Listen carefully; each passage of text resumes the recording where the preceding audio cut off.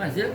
Sebagai seorang pemimpin perempuan nih, bagaimana Ibu Sinta melihat peran kunci pemimpin perempuan ini dalam menghadapi tantangan global sesuai dengan tema Mama Sasa?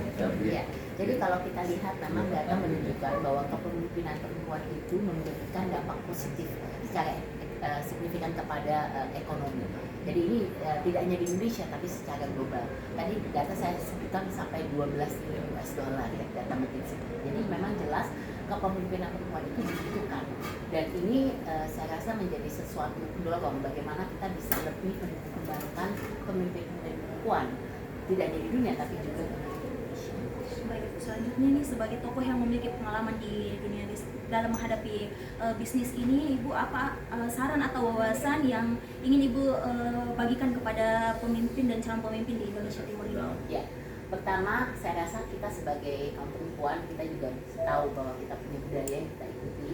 Kita juga tahu bahwa kita tidak hanya sebagai ibu, tapi juga sebagai istri, ya kan? Jadi kita punya multiple roles. Nah, ini bagaimana sekarang kalau kita mau juga menjadi seorang pemimpin perempuan, juga masuk ke dalam ekonomi, bagaimana kita bisa menseimbangkan. Jadi kata key-nya ini adalah kita harus balancing antara karir, rumah tangga, dan juga kehidupan kita sendiri. Jadi ini saya rasa adalah kunci utama. Yang kedua, kalau saya boleh sampaikan, kita jangan pernah menyerah.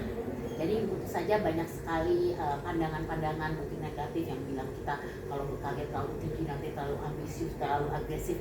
Saya rasa kita jangan pernah mendengar yang negatif. Kita terus maju, pantang mundur, karena kita juga punya jejaring. Jadi kita tidak pernah sendiri, karena banyak perempuan-perempuan di luar sana, termasuk saya, yang juga mau mendukung untuk pengembangan kepemimpinan perempuan. Ya, terakhir ini Bu, bagaimana Ibu Sinta ini berencana berkontribusi untuk mendukung penguatan kompetensi kepemimpinan di Indonesia Timur ini, mengingat fokus utama kegiatan ini ialah persiapan pemimpin dan calon pemimpin.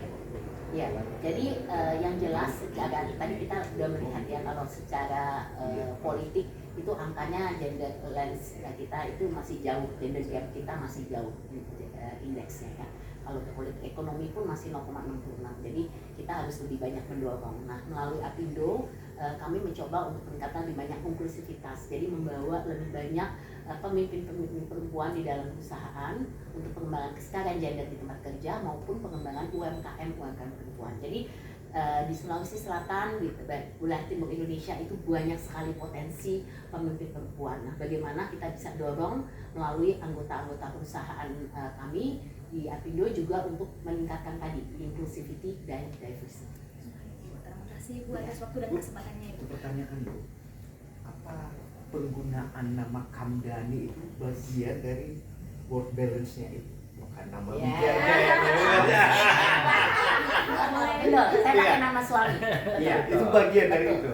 Bukan bagian Bukan dari itu. Tapi dari itu. memang saya menghormati suami saya, jadi saya pakai nama suami. Bukan nama. Biar dapat restu ya. Saya udah disupport. Sudah ada Bu, cucu Bu sih. Belum. Saya baru mau menikahkan tahun depan. Wow. Semoga lancar itu. Bu, sekarang karyawan total berapa Bu? Seluruh Ada Indonesia. 4.000. Seluruh Indonesia. 16 perusahaan. Yes. Thank Ya, you. Boleh dokumentasinya Ibu? Boleh.